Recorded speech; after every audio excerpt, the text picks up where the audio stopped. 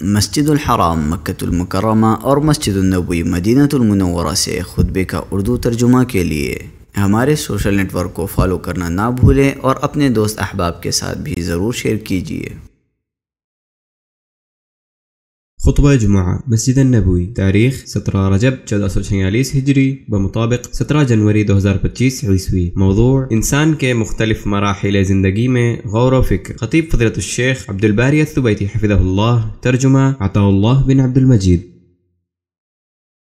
تمام تعریفیں اللہ تعالیٰ کے لیے ہیں، ایسی تعریف کہ جس کی کوئی انتہا نہ ہو، جس کے انعامات کبھی ختم نہ ہو اور جس کی روشنی و چمک کبھی ماند نہ پڑے۔ اور میں گواہی دیتا ہوں کہ اللہ تعالیٰ کے سوا کوئی معبود برحق نہیں، وہ تنہا ہے، اس کا کوئی شریک نہیں، جس نے بغیر ستونوں کے آسمانوں کو بلند کیا جیسا کہ ہم دیکھ رہے ہیں۔ اور میں گواہی دیتا ہوں کہ ہمارے نبی و سردار محمد صلی اللہ علیہ وسلم اس کے بندے اور رسول ہیں، جنہیں اللہ تعالیٰ نے ہی رحمت و ہدایت کے ساتھ مبعوث فرمایا، جو روشنی کا منار اور چراغ اور لوگوں کے لیے مشعل راہ تھے۔ اللہ تعالیٰ آپ صلی اللہ علیہ وسلم پر، آپ کے آل و اصحاب اور آپ کی تائید و نصرت کرنے والوں پر رحمتوں کا نزول فرمائے۔ حمد و صلات کے بعد میں اپنے آپ کو اور آپ سب کو اللہ تعالیٰ سے ڈرنے کی اور اللہ تعالیٰ کا تقوی اختیار کرنے کی وصیت کرتا ہوں، جسے اللہ سبحانہ و تعالیٰ نے نجات کا ذریعہ اور مومنوں کے لیے توشہ بنایا ہے، اور اسی کے ذریعے عبادت گزاروں کو متقی لوگوں کے مراتب پر فائز کیا ہے، جیسا کہ ارشاد باری تعالیٰ ہے: اے لوگوں جو ایمان لائے ہو، اللہ تعالیٰ سے ڈرو جیسے اس سے ڈرنے کا حق ہے، اور تم ہرگز نہ مرو مگر اس حال میں کہ تم مسلمان ہو۔ ارشاد باری تعالیٰ ہے: اللہ وہ ہے جس نے تمہیں کمزوری سے پیدا کیا، پھر کمزوری کے بعد قوت بنائی، پھر قوت کے بعد کمزوری اور بڑھاپا بنا دیا۔ وہ پیدا کرتا ہے جو چاہتا ہے، اور وہی سب کچھ جاننے والا ہے اور ہر چیز پر قادر ہے۔ یہ آیت کریمہ زندگی کے سفر کو چند بلیغ الفاظ اور گہرے معانی میں بیان کرتی ہے، اور تخلیق انسانی کے مراحل کی تصویر کشی کرتی ہے، جو بچپن کے ضعف سے شروع ہو کر قوت و طاقت کی طرف بڑھتی ہے، پھر دوبارہ کمزوری و ضعف کی طرف منتقل ہو جاتی ہے، جسے بڑھاپے کی سفیدی زینت بخشتی ہے۔ یہ آیت انسانی عقلوں کو جھنجھوڑتی ہے تاکہ انسان اپنی عاجزی و بے بسی کو پہچان سکے، اور یہ دلوں کو چھوتی ہے تاکہ انسان ہمیشہ اپنے پروردگار کے سامنے اپنی حاجات پیش کرتا رہے۔ یہ آیت تخلیق انسانی کے مختلف مراحل میں غور و فکر کرنے اور طاقت و کمزوری کے احوال کی تبدیلی کے بارے میں غور و فکر کی دعوت دیتی ہے، اور اللہ تعالیٰ کی قدرت کاملہ کے بارے میں تدبر کی طرف بلاتی ہے کہ جو اس سفر حیات کو انتہائی پختگی اور بہترین حکمت عملی سے چلا رہا ہے۔ ہر چیز اسی کے ہاتھ میں ہے، ابتدا بھی اسی کی طرف سے ہے اور انتہا بھی اسی کی طرف ہے۔ انسان کا بچپن کتاب زندگی کا پہلا صفحہ ہے، جو بالکل شفافیت و معصومیت اور ایسی کمزوری سے شروع ہوتا ہے جسے اللہ تعالیٰ کی شفقت و مہربانی گھیرے ہوئے ہوتی ہے۔ چھوٹا بچہ اپنی کسی بھی چیز کا مالک نہیں ہوتا، اس کے آس پاس کے لوگوں کے دلوں میں اللہ تعالیٰ اس کی محبت و شفقت ودیت کر دیتا ہے، اور اسے ایسے ہاتھوں کے سپرد کر دیتا ہے جو اس کا پورا خیال رکھتے ہیں اور اس سے اس کی کمزوری کو دور کرتے ہیں۔ یہ ایک عظیم منظر ہوتا ہے جو تدبیر الہی کی عظمت کو عیاں کرتا ہے کہ وہ اللہ تعالیٰ اس کمزور بچے کی حفاظت کا بندوبست کر رہا ہوتا ہے، اور وہاں سے اس کی مدد فراہم کرتا ہے جس کا اسے علم و ادراک بھی نہیں ہوتا۔ یہ انسان کے لیے ایک دائمی پیغام بھی ہے کہ انسان ہمیشہ اپنے پروردگار کا ہی محتاج ہے۔ زندگی میں کسی بھی وقت وہ اللہ تعالیٰ سے بے نیاز نہیں ہو سکتا۔ انسان اپنی ماں کے پیٹ کی تاریکیوں سے نکلتا ہے، اس کے پاس نہ تو علم تھا اور نہ ہی کوئی طاقت، مکمل بے بسی اور جہالت میں ڈوبا ہوا تھا۔ پھر اللہ تعالیٰ نے اس پر علم و معرفت کے دروازے کھول دیے، اسے کان، آنکھیں اور دل عطا فرمایا تاکہ وہ ان کے ذریعے علم و معرفت کے چشموں سے سیراب ہو سکے۔ چنانچہ انسان جو بھی علم و قوت حاصل کرتا ہے وہ اللہ تعالیٰ کی عطا و مہربانی کا ہی کرشمہ ہے، جیسا کہ ارشاد باری تعالیٰ ہے: اور اللہ تعالیٰ نے تمہیں تمہاری ماؤں کے پیٹوں سے اس حال میں نکالا کہ تم کچھ نہ جانتے تھے، اور اس نے تمہارے لیے کان اور آنکھیں اور دل بنا دیے تاکہ تم شکر کرو۔ یہ وہ حقیقت ہے جو دلوں میں بندگی کے آداب پیدا کرتی ہے اور نفوس میں خشیت الہی اور عاجزی کے بیج بوتی ہے، تاکہ انسان اپنے علم پر گھمنڈ نہ کرے اور اپنی طاقت پر ناز اور فخر نہ کرے، اور یہ جان لے کہ اس کی ہر قوت اور اس کے جسم کی ہر حرکت اللہ تعالیٰ کی نعمت ہے جو ہمیشہ شکر الہی اور اس کے سامنے سرنگوں رہنے کا تقاضا کرتی ہے۔ انسان خواہ کتنا ہی بلند ہو جائے وہ اپنے رب کا ہی محتاج رہتا ہے، ہر لمحے اس کے فضل کا ہی طلبگار رہتا ہے، اس کی زندگی کا ہر لمحہ اللہ تعالیٰ کا ہی عطیہ ہے جو ہر وقت شکر اور حمد الہی کا مستحق ہے۔ اس پروردگار الہی کی بے نیازی کی کیا ہی شان ہے، اور بندہ اس کے سامنے اس کی بارگاہ میں کس قدر محتاج رہتا ہے۔ اللہ تعالیٰ کا فرمان ہے: ثم جعل من بعد ضعف قوة، یعنی پھر کمزوری کے بعد اس نے قوت بنائی۔ جوانی کا مرحلہ قوت و طاقت کے عروج اور زندگی میں دوڑ دھوپ کا ایک اہم مرحلہ ہوتا ہے۔ یہ کامیابی کا وہ چراغ ہوتا ہے جو مستقبل کی راہیں روشن کرتا ہے۔ یہ ایسی عمر ہوتی ہے جس میں توانائیاں نکھرتی ہیں، خواب حقیقت کا روپ دھارتے ہیں، اس میں شرف و مجد کے نقوش کھینچے جاتے ہیں، اور جوانی وہ نعمت ہے جس کا کوئی نعم البدل نہیں ہے۔ یہ نہایت انمول سرمایہ اور خزانہ ہے، نیز یہی کام کرنے اور کامیابیاں سمیٹنے کا بھی عملی میدان ہے۔ ہے۔ اسی مرحلے میں عظیم جد و جہد کی داستانیں رقم کی جاتی ہیں، تہذیب و تمدن کے مضبوط قلعے تعمیر کیے جاتے ہیں، ملکوں کا عروج اور قوم کی تعمیر و ترقی کا انحصار بھی کڑیل نوجوانوں کے بازوؤں اور ان کے بلند حوصلوں پر ہی ہوتا ہے، اور بلا شبہ جوانی کی قوت تب مزید پروان پر چڑھتی ہے جب وہ دین اسلام کی چھاؤں تلے ہو، اور اس وقت بلندی کی منازل طے کرتی ہے جب وہ اخلاق و اقدار کے سر چشمے سے سراب ہو، اور تب ہی عظمت و رفعت کے آسمان پر چمکتی ہے جب وہ بندوں اور ملکوں کی خدمت میں استعمال ہو۔ جس نے اپنی جوانی ضائع کر دی اس نے گویا اپنی ساری عمر ہی ضائع کر دی، کیونکہ یہ سفر زندگی کا ایک مختصر لمحہ ہوتا ہے، جو اسے خیر و بھلائی اور نفع مند کاموں میں صرف کرے گا وہ اس کے پاکیزہ اثرات باقی دیکھے گا، پھر دنیا و آخرت میں کامیابی کے ثمرات سمیٹتا رہے گا۔ اور یہ بات بھی ذہن نشین رکھنی چاہیے کہ جوانی کی طاقت نعمت سے زحمت اور تعمیر سے تخریب میں بھی بدل سکتی ہے اگر انسان رحمان کے راستے سے ہٹ جائے اور اسلامی اخلاق سے روگردانی اختیار کرے اور شیطان کے نقش قدم پر چلے۔ ارشاد باری تعالی ہے ثم جعل من بعد ضعف قوة، یعنی پھر کمزوری کے بعد اس نے قوت بنائی۔ طاقت صرف جسمانی ہی نہیں ہوتی بلکہ یہ روحانی قوت، بلند حوصلے اور غیر متزلزل عزم کے حسین امتزاج کا نام ہے۔ کتنے ہی قوی ہیکل جسموں والے کوتاہ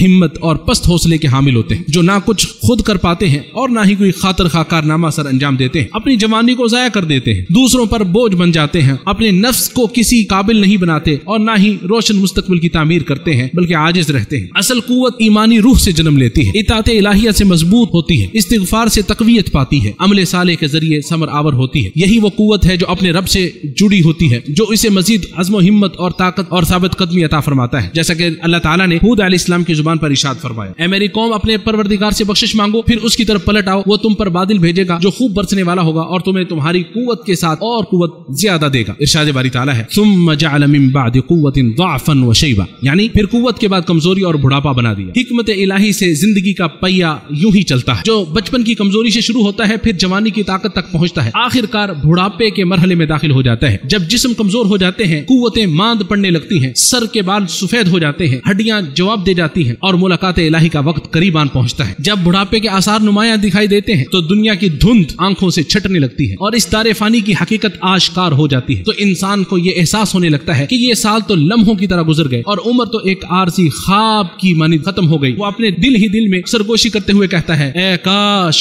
میری قوم جان لے یہ دنیا دار فانی ہے، یہاں کسی کو بقا اور دوام نہیں ہے۔ بڑھاپا ایک خاموش پیغام ہوتا ہے جو اللہ تعالیٰ کی طرف رجوع کی دعوت دیتا ہے، تاکہ اللہ تعالیٰ کی طرف لوٹنا دل کا سب سے بڑا مشغلہ بن جائے، اللہ تعالیٰ سے توبہ اس کی اولین ترجیح بن جائے، محاسبہ نفس اس کا معمول بن جائے اور تقرب الہی اس کا سب سے بڑا ہدف اور مقصد بن جائے۔ یہ زندگی کا آخری موقع ہوتا ہے تاکہ انسان کی باقی ماندہ زندگی خوبصورت بن جائے اور آسمان و زمین کے پروردگار سے ملاقات کے لیے وہ تیاری کر سکے۔ اور یہاں یہ بات بھی قابل ذکر ہے کہ بڑھاپا کمزوری کے آگے ہتھیار ڈالنے یا زندگی سے کنارہ کشی کا نام نہیں ہے، بلکہ یہ ایک نئے مرحلے کا آغاز ہوتا ہے جس میں حکمت چمکتی ہے، خبرات و تجربات کی پختگی ظاہر ہوتی ہے۔ اس مرحلے میں بزرگ لوگ روشنی کا مینار ثابت ہوتے ہیں جو نوجوانوں کے لیے کامیابی کے راستے روشن کرتے ہیں، آنے والی نسلوں کے لیے زندگی گزارنے کے بنیادی اصولوں کا خاکہ تخلیق کرتے ہیں، خواہش مندوں کو تحریک دیتے ہیں، ان میں بلند ہمتی کی روح پھونکتے ہیں اور ان کے حوصلوں کو جلا بخشتے ہیں۔ بڑھاپے کے ساتھ عمل ختم نہیں ہوتا، انعامات کا سلسلہ منقطع نہیں ہوتا جب تک دل میں ایمان کی دھڑکنیں چلتی رہیں اور یقین محکم کے ساتھ عزم و استقلال باقی رہے۔ یہ عظیم سبق ہم نے رسول اللہ صلی اللہ علیہ وسلم کے اس فرمان ذیشان سے سیکھا ہے۔ آپ صلی اللہ علیہ وسلم نے فرمایا، جب قیامت قائم ہو جائے اور تم میں سے کسی کے ہاتھ میں پنیری ہو تو اسے چاہیے کہ اسے بو دے۔ میں انہی کلمات پر اپنی بات کو ختم کرتا ہوں اور اللہ تعالیٰ سے اپنے لیے آپ سب کے لیے مغفرت طلب کرتا ہوں، لہٰذا آپ بھی اس سے مغفرت طلب کریں، بے شک وہ بہت زیادہ معاف کرنے والا اور رحم کرنے والا ہے۔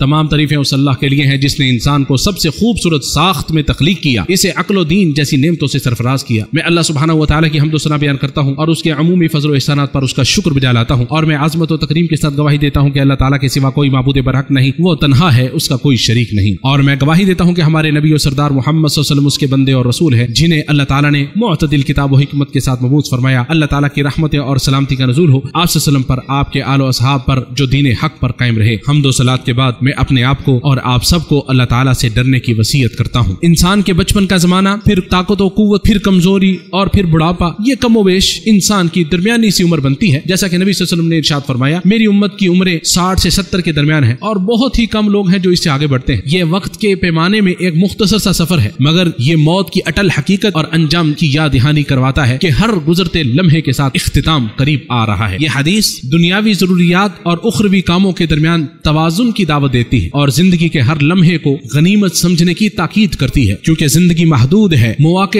دوبارہ ہاتھ نہیں آتے اور عمر کا معیار سالوں کی تعداد نہیں بلکہ ان میں چھوڑا ہوا انمٹ اثر اور نیک اعمال ہیں، جیسا کہ ارشاد باری تعالی ہے، اور جسے ہم زیادہ عمر دیتے ہیں اسے بناوٹ میں الٹا کر دیتے ہیں، تو کیا یہ نہیں سمجھتے؟ اور آپ صلی اللہ علیہ وسلم کا فرمان ہے، لوگوں میں سے سب سے بہترین وہ ہے جس کا عمل سب سے بہترین ہو۔ اللہ کے بندو، درود و سلام پڑھو رسول ہادی صلی اللہ علیہ وسلم پر، کیونکہ تمہیں اللہ تعالیٰ نے اپنی کتاب میں اس بات کا حکم دیا ہے۔ ارشاد باری تعالی ہے، بے شک اللہ اور اس کے فرشتے نبی صلی اللہ علیہ وسلم پر درود بھیجتے ہیں، اے ایمان والو ان پر خوب درود بھیجو اور سلام بھیجو۔ اے اللہ محمد صلی اللہ علیہ وسلم اور آل محمد پر رحمت نازل فرما، اور آپ کے ساتھیوں پر اے اللہ خلفائے راشدین ہدایت یافتہ ائمہ ابوبکر عمر عثمان و علی اور تمام آل و اصحاب سے راضی ہو جا، اور ان کے ساتھ ساتھ اپنے عفو درگزر فضل و کرم کی بدولت ہم سے بھی راضی ہو جا۔ اے اللہ اسلام اور مسلمانوں کو غلبہ عطا فرما، اے اللہ کفر اور اہل کفر کو ذلیل و رسوا فرما، اس ملک کو اور تمام اسلامی ممالک کو امن و امان کا گہوارہ بنا دے۔ اے اللہ ہم تجھ سے جنت کا سوال کرتے ہیں اور ہر ایسے قول و فعل کی توفیق کا سوال کرتے ہیں جو ہمیں جنت سے قریب کر دے۔ اے اللہ ہم جہنم کی آگ سے تیری پناہ چاہتے ہیں اور ہر ایسے قول و فعل سے بھی جو ہمیں جہنم کے قریب کر دے۔ اے اللہ ہم تجھ سے ہر بھلائی کا سوال کرتے ہیں، خواہ وہ جلد ملنے والی ہے یا دیر سے، اسے ہم جانتے ہیں یا نہیں جانتے، اور ہر اس برائی سے تیری برا مانگتے ہیں جو جلدی آنے والی ہے یا دیر سے، اسے ہم جانتے ہیں یا نہیں جانتے۔ اے اللہ ہماری مدد فرما، ہمارے خلاف کسی کی مدد نہ کرنا، ہماری تائید و نصرت فرما، ہمارے خلاف کسی کی تائید و نصرت نہ کرنا، ہمارے حق میں تدبیر فرما، ہمارے خلاف تدبیر نہ کرنا، ہماری رہنمائی فرما اور ہدایت کو ہمارے لیے آسان کر دے، اور جو ہمارے خلاف بغاوت کرے اس کے مقابلے میں ہماری مدد فرما۔ اے ہمارے پروردگار، اہل فلسطین پر جو مصیبت اور تکلیف آئی ہے وہ تو جانتا ہے، اسے دور کرنے پر تو قادر ہے۔ اے پروردگار ان کی مصیبت اور تکلیف کو دور فرما، وہ ننگے پاؤں ہیں انہیں پہننے کا سامان مہیا فرما، وہ بھوکے ہیں انہیں کھانا عطا فرما، وہ ننگے بدن ہیں انہیں لباس مہیا فرما، وہ مظلوم ہیں انہیں فتح یاب فرما۔ اے اللہ تو اپنے اور ان کے دشمن ظالم صہیونی یہودیوں کے خلاف ان کی مدد فرما۔ اے اللہ تو ہی معبود برحق ہے، تیرے علاوہ کوئی معبود برحق نہیں، تو غنی و بے پرواہ ہے اور ہم فقیر و لاچار ہیں، ہمارے اوپر باران رحمت کا نزول فرما۔ اے اللہ ہمیں نا امید لوگوں میں سے نہ کرنا، اے اللہ رحمت والی بارش ہو، عذاب والی نہ ہو، آزمائش والی، تہس نہس کرنے والی اور غرق کرنے والی نہ ہو۔ اے اللہ اس کے ذریعے تو علاقوں کو شاداب کر دے، بندوں کی سیرابی کا اس کے ذریعے اہتمام کر دے، شہروں والوں اور دیہاتیوں کے لیے ایک عرصے تک نفع دینے والی ہو۔ اے اللہ ہمارے امام خادم حرمین شریفین کو اور ان کے ولی عہد کو اپنے پسندیدہ کاموں کی توفیق عطا فرما، ان کے ذریعے اسلام و مسلمانوں کو نفع پہنچا، اور تمام مسلم حکمرانوں کو اپنی کتاب قرآن مجید پر عمل پیرا ہونے کی اور شریعت کے نفاذ کی توفیق عطا فرما۔ اے ہمارے پروردگار ہمیں دنیا میں بھلائی اور آخرت میں بھی بھلائی دے، اور ہمیں آگ کے عذاب سے بچا۔ اے ہمارے پروردگار ہم نے اپنی جانوں پر ظلم کیا، اگر تو نے ہمیں نہ بخشا اور ہم پر رحم نہ کیا تو یقیناً ہم ضرور خسارہ پانے والوں میں سے ہو جائیں گے۔ یقیناً اللہ تعالیٰ عدل و احسان اور قرابت والوں کو دینے کا حکم دیتا ہے، بے حیائی برائی اور سرکشی سے منع کرتا ہے، وہ تمہیں نصیحت کرتا ہے تاکہ تم نصیحت حاصل کرو۔